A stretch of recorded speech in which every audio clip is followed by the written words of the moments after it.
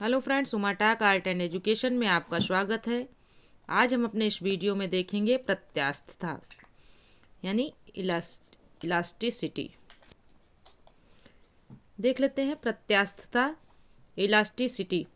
जब किसी वस्तु पर कोई बाह्य बल लगाया जाता है तो उसके आकार में परिवर्तन हो जाता है, परंतु उस बाह्य बल के हटते ही वह वस्तु पुनः अपने पूर्व आकार में आ जाती है।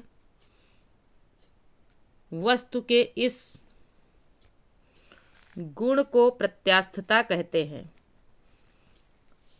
परंतु वस्तुओं में प्रत्यास्थता की एक सीमा होती है, जिससे कम बल लगने पर तो प्रत्यास्थता का गुण बना रहता है और उस सीमा से अधिक बल लगने पर उसमें प्रत्यास्थता का गुण समाप्त हो जाता है। दूसरों शब्दों में हम ये कह सकते हैं कि प्रत्यास्थता वस्तुओं का वह गुण है जिसके कारण वह बाह्य विरूपक बलों का विरोध करती है।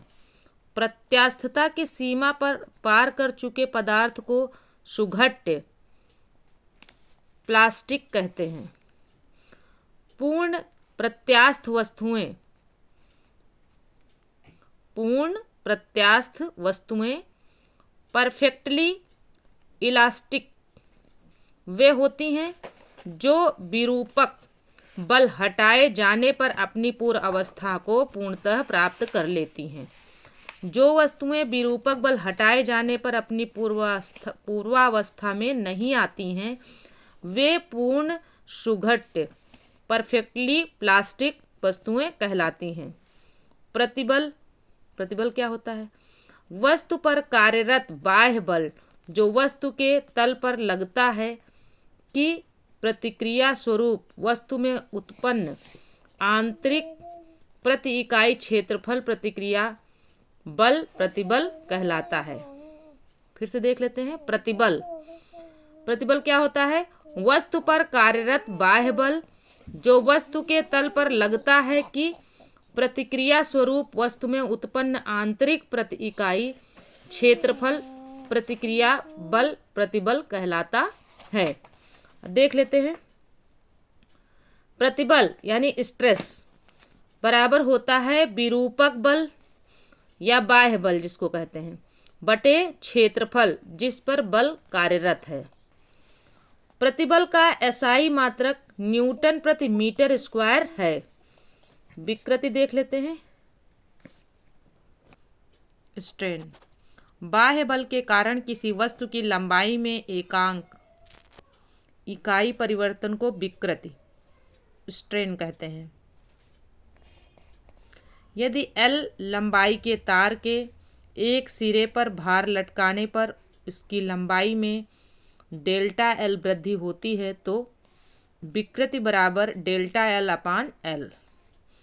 विकृतियाँ तीन प्रकार की होती हैं। अनुदैर्ध्य विकृति यानी डेल्टा L अपान L। दूसरा है आयतन विकृति डेल्टा V अपान V। अपरूपण विकृति तीसरा है अपरूपण विकृति। विकृति एक शुद्ध अनुपात है जिसका कोई मात्रक नहीं होता है। हुक का नियम देख लेते हैं। Hooke's law. इस नियम के अनुसार प्रत्यास्थता की सीमा के भीतर पदार्थ का प्रतिबल सदैव उसमें उत्पन्न विकृति के अनुक्रमानुपाती होता है, अर्थात प्रतिबल अनुक्रमानुपाती विकृति।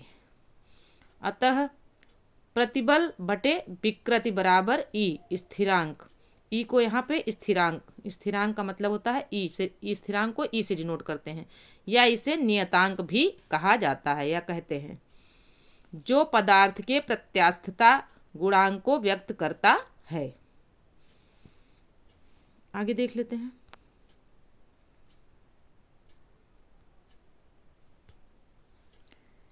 यंग प्रत्यास्था गुणांक यंग्स मॉडुलस ऑफ इलास्टिसिटी। प्रत्यास्थता की सीमा के अंदर अनुदैर्ध्य प्रतिबल तथा अनुदैर्ध्य विकृति के अनुपात को वस्तु के पदार्थ का यंग प्रत्यास्था गुणांक कहते हैं। यंग प्रत्यास्था गुणांक बराबर होता है अनुदैर्ध्य प्रतिबल बटे अनुदैर्ध्य विकृति। आयतन प्रत्यास्था गुणांक बराबर हो आयतन प्रत्यास्था गुणांक वैल्यू मॉडुलस ऑफ इलास्टिसिटी। आयतनी प्रतिबल के कारण यदि किसी वस्तु के आयतन में विकृति हो तो इसके अनुपात को आयतन या बल्क प्रत्यास्था गुणांक कहते हैं। आयतन प्रत्यास्था गुणांक बराबर होता है आयतनी प्रतिबल बटे आयतनी विकृति। दृढ़ता गुणांक देख लेते हैं।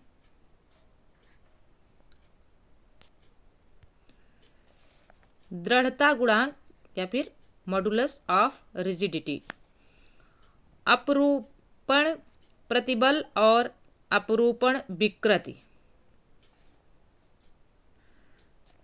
शियर स्ट्रेन के अनुपात को दृढ़ता गुणांक या अपरूपण गुणांक शियर मॉडुलस कहते हैं। इसे ईटा से प्रदर्शित करते हैं।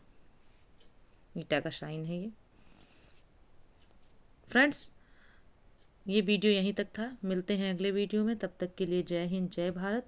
वीडियो पसंद आए तो चैनल को सब्सक्राइब करें, वीडियो को लाइक करें, अपने दोस्तों में शेयर करें। Okay friends.